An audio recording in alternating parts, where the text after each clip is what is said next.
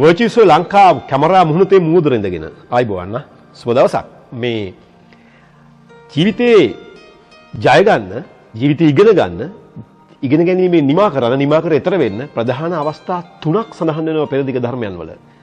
එක තමයි ශ්‍රුති ඇහෙන් කනෙන් දිවෙන් නාසයෙන් ශරීරයෙන් මේ ඉන්ද්‍රිය ගෝචර ලබන සියලුම දැනුම ඥානය අපි ශ්‍රුති කියලා කියනවා. සුතමේ ඥාන.